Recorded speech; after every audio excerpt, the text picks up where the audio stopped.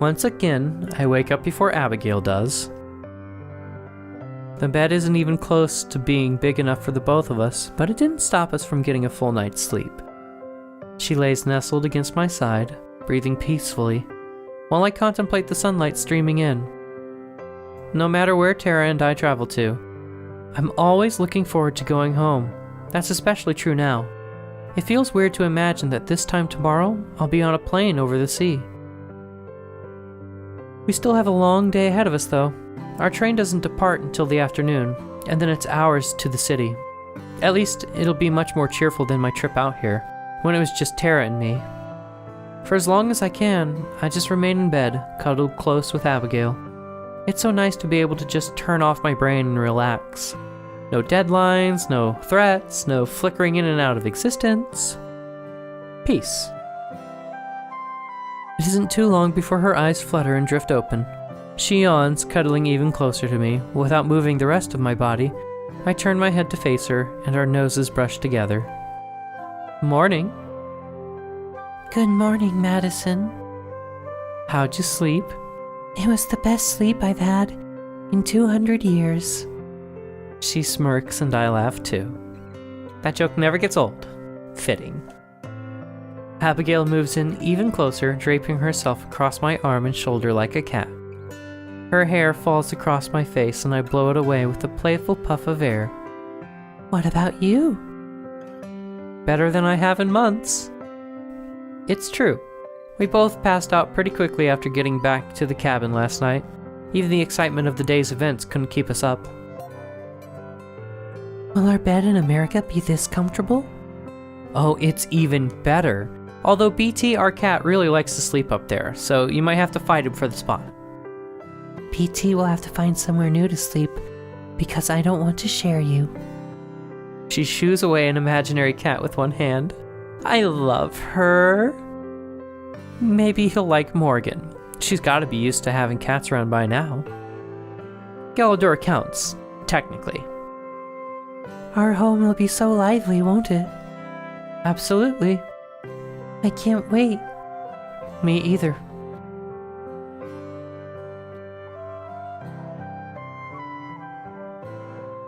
The sounds and smells of Morgan and Tara preparing breakfast wafting through the bedroom eventually stir us back into gear.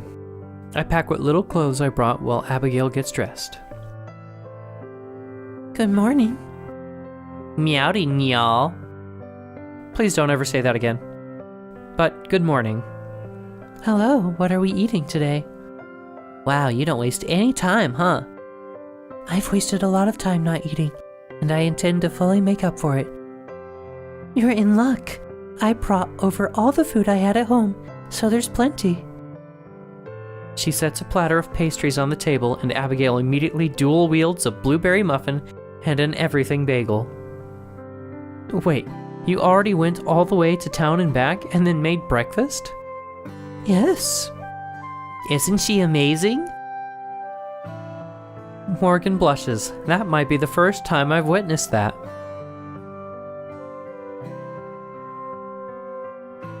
Crumbs litter the table, the aftermath of Abigail's enthusiastic eating. I've never met someone so delighted just to be eating food. Have as much as you like. I'll bring the rest with us on the train. I'm not sure we're gonna have to worry about leftovers. Abigail grins in agreement. After we finish, I help take all the dishes back into the kitchen and set them by the sink. Morgan starts washing them right away. I'm not sure who I'm washing these dishes for, but it feels wrong to just leave them dirty. What'll happen to this place once we're gone? She shrugs. I'll leave the key in my shop. I don't really care beyond that. It's nice to not have to. She wipes the plates dry with a towel, and then we go back into the living room. The rest of the cabin is already immaculate. The blankets are folded, the furniture is realigned, everything is in its place. I'd even say it's tidier than the day we arrived. I give my bedroom a final once-over, looking for anything I may have left behind. Of course, there isn't anything. I shut the door behind me. The action has a sense of finality to it. Everyone else is waiting for me in the living room. So, we're going out into the woods one last time, right? Yes, I need to say goodbye to a friend. Whoa! You know someone else in the forest? Is it Elvis? You're never gonna let that go, are you? Who's Elvis? Don't worry about it. Tara's just being dumb. Aren't I always? You've got me there. Anyway, you'll see when you arrive. I don't want to spoil the surprise. Plus, I want Abigail to be able to share a peaceful farewell. Especially remembering what she told me before about the Fairy Queen and the Forest Spirit. We head outside and into the forest. For the first time since we got to Eysenfeld, it's not that cold out. In fact, it's even a bit warm. I wonder if that's coincidence or if it has something to do with Evelyn being gone. Neither would surprise me. We haven't gone very far when Gilladura suddenly appears, popping into sight just a few feet away.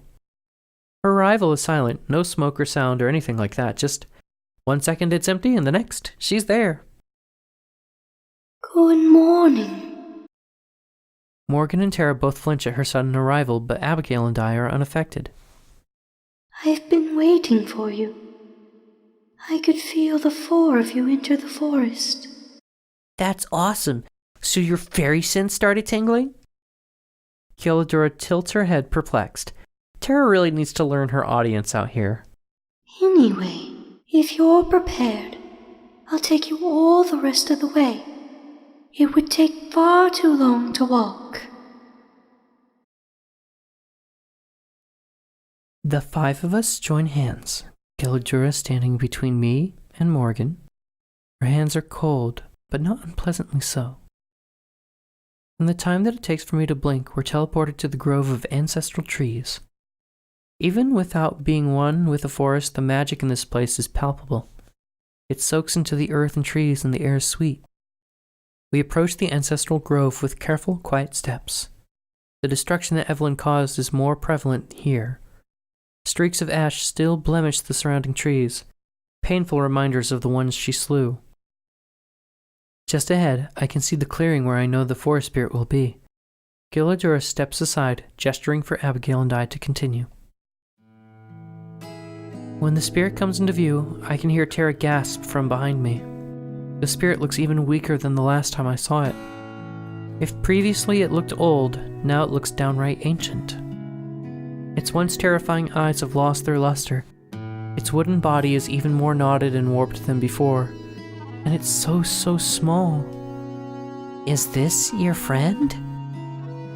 Without turning around, Abigail nods.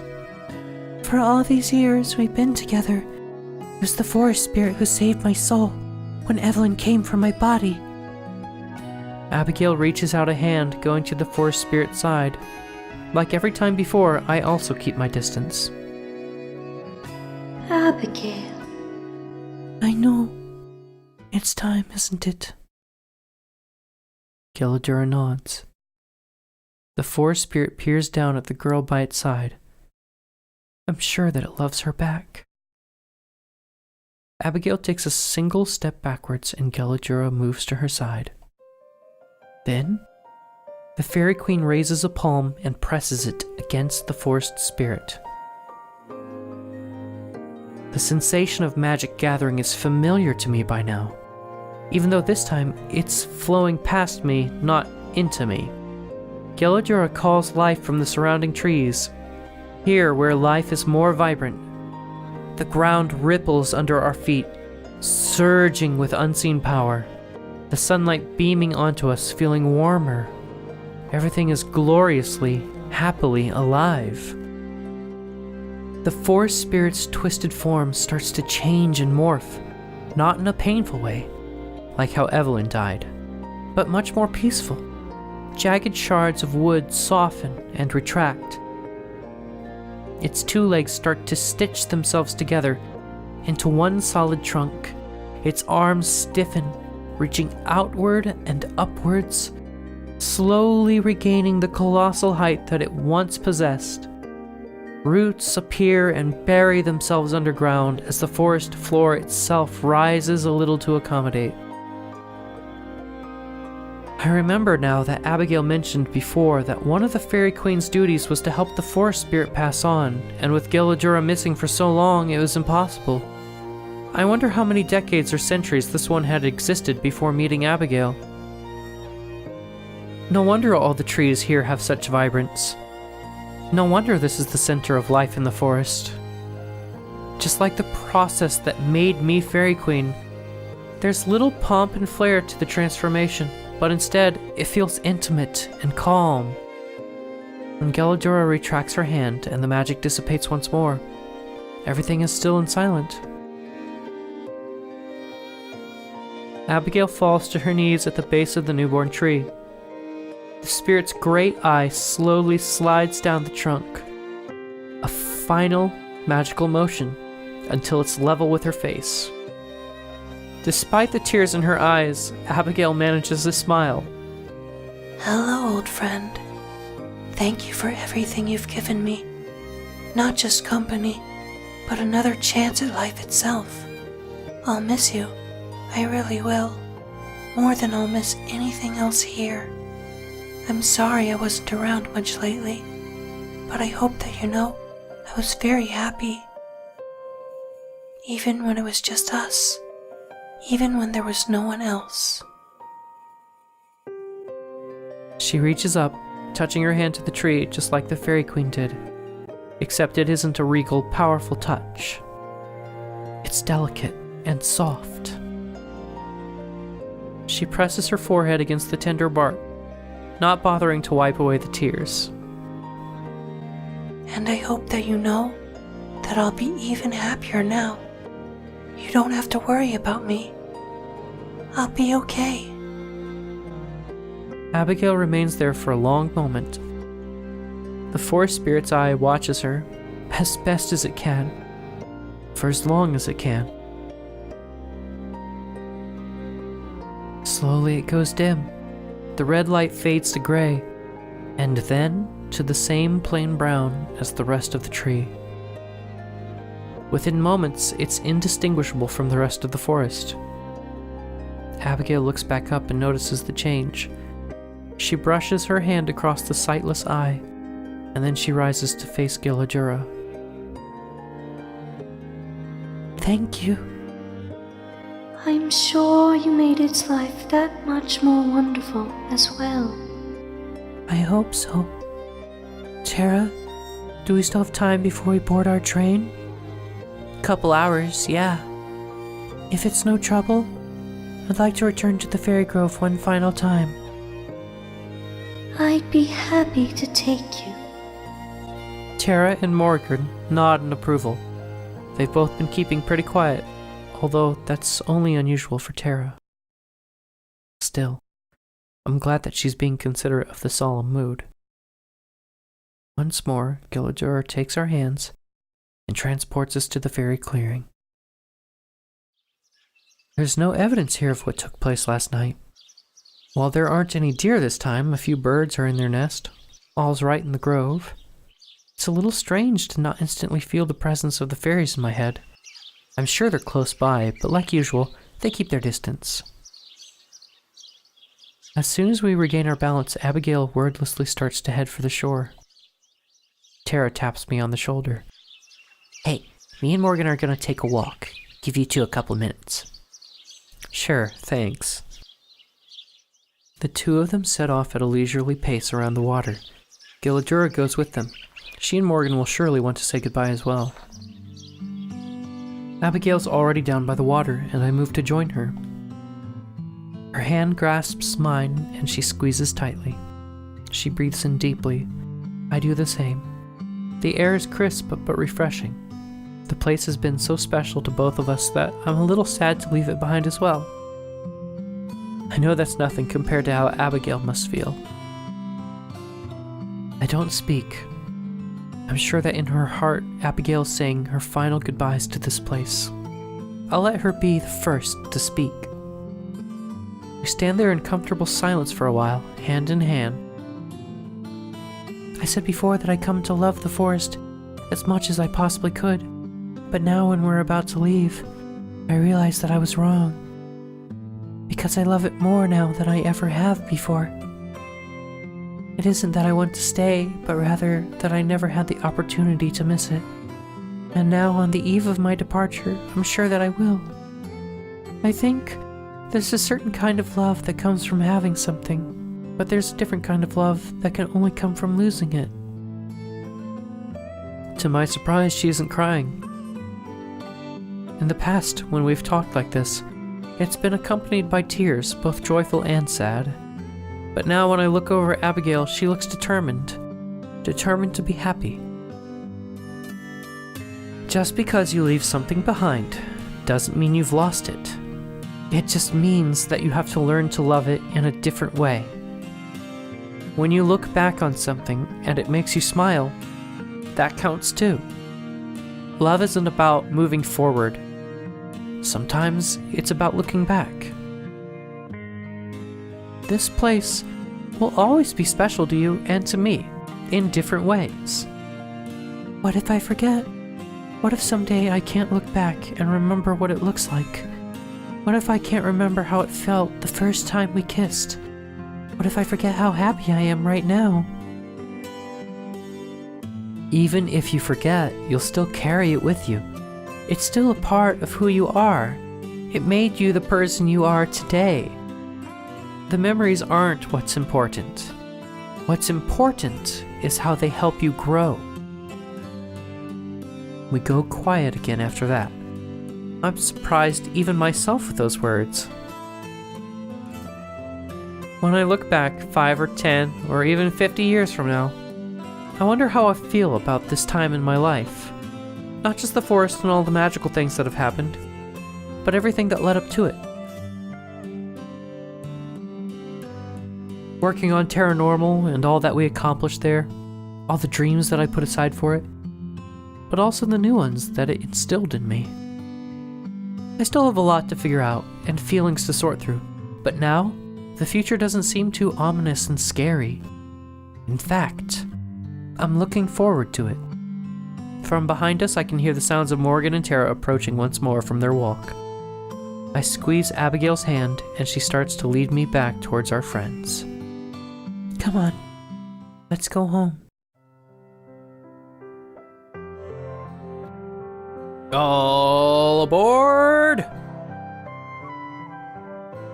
The train conductor yells out his iconic line, and there's a loud hiss as the train begins to move. It feels like something out of an old-timey film, but I suppose that's more than appropriate for how our journey has gone so far. Beside me, Abigail sits with a white-knuckled grip on the seats, alternating between staring out the window and making sure the ground is still beneath her. Across from me, Tara and Morgan sprawl across each other, all pretenses of not a couple, abandoned. As for me, I drink it all in with a smile on my face. Every one of us deserves this. We pull out of the station, and I gaze out the window alongside Abigail. On the way in, I remember how scary and foreboding the forest looked, and how it felt like entering another world. Now on the way out, I certainly won't miss it, but I'm not afraid anymore. I wonder if Gilladura is watching us, somewhere out there. Hey Mads! Of course Tara's the one to break the silence. How proud do you think my folks will be that I finally got around to adding forged government documents to my criminal record? I just have to laugh. I can't even be mad at her for this one, because there's no way we're getting Abigail into the country otherwise. I'm not sure how she did it. Maybe that's a brand of magic of her own. What would be the first thing we do when we get back? Asks Abigail. We're gonna party. From where her head rests on Morgan's lap, Tara still manages to strike a pose. We've got a New Year's coming up, plus Maddie's birthday is the day before. Both Abigail and Morgan's eyes widen. I try to brush it off. Every year, Tara swears we're going to go all out for my birthday. Every year, she takes like 2 drinks and passes out, or falls out of her bar stool, whichever comes first. Morgan, Abby, both of you drink, right? It's been quite a long time since I have, of course, but I'm certainly partial to it. You both know what that means then, right? Tara's question is met with 3 blank stares. Drinking contest! Oh god, Tara, not again. Come on, you're okay with Morgan and Abby watching you drunkenly sing MCR, right? No, I'm not okay. While Tara launches into an extremely exaggerated version of my last birthday party for Morgan and Abigail's benefit, I find myself looking out the window, watching the world go by once again. There's so much that I'm looking forward to when we get home. Teaching Abigail about the world, going back to school. I'll also do my best to help Morgan take over my duties on the show. Maybe I'll even come back to guest star in an episode or 2. For so long, I wanted the world to slow down just a little bit so I could catch up, figure things out, figure myself out. If there's one thing that being dead and hearing Abigail's stories taught me, it's that I don't want to look back later with regret. Just like I told her at the lake, we have a lot of good memories left to create. I intend to savor every minute of them. I listen to the conversation, laughing along, even while I daydream about the future. My heart is happy here, even if my head's in the clouds right now. Abigail leans into my side, giggling at some joke whose punchline I missed, but I smile all the same. She'll make an optimist out of me yet. If there's one thing that we have now, it's time. And as for everything else, well, I'm sure the world won't mind if I keep it waiting just a bit longer.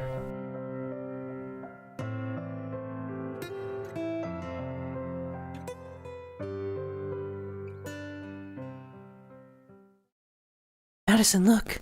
There it is!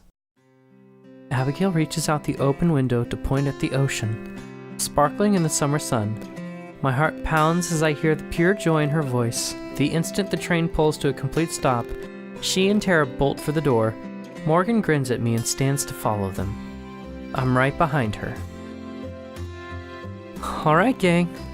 This is it. Smell that air. Feel that ocean breeze. Look at those crashing waves. I told you this place is awesome. She looks back at us to make sure we're all as overjoyed as she is. With all her excitement, you'd think she was the one who had never seen a beach before. This is... Her voice trails off as her head swivels around, still trying to take it all in. I silently step up behind her and take her hand. She doesn't look at me, but the small squeeze she gives my hand is all I need to know she appreciates it. Pretty incredible, huh?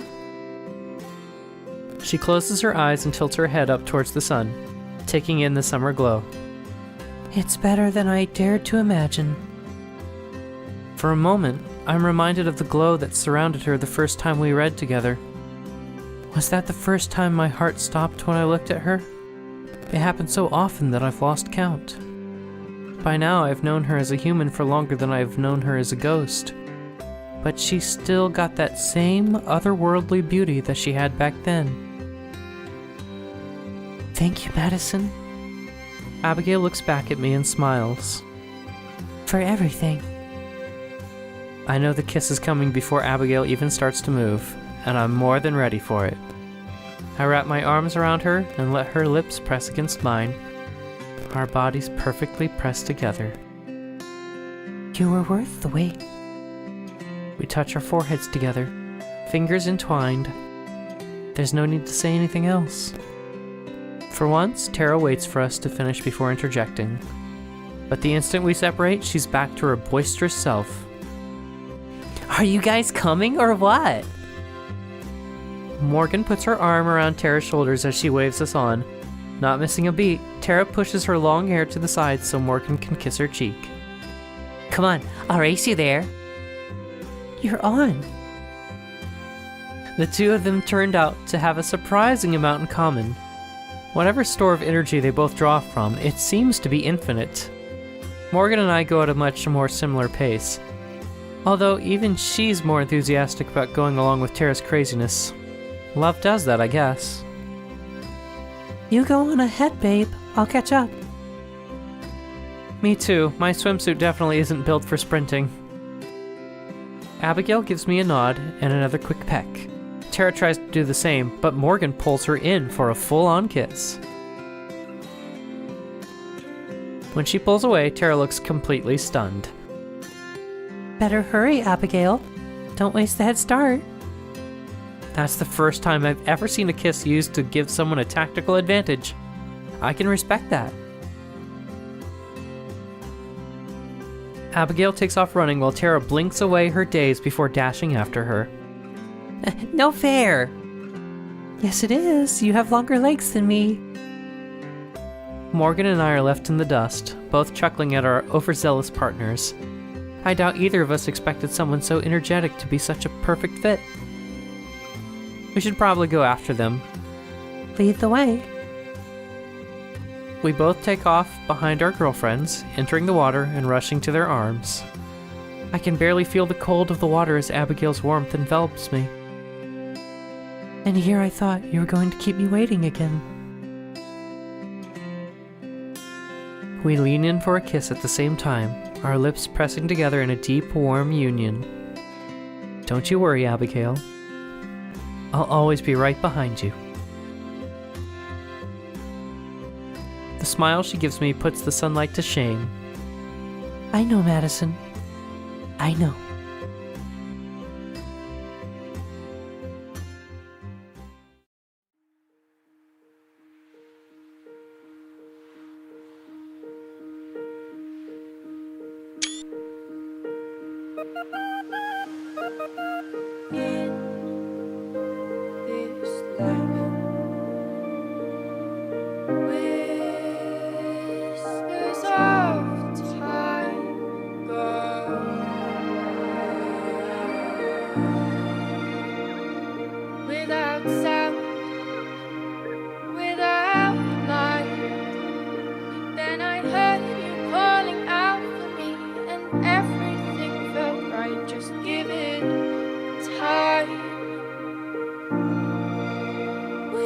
So much time.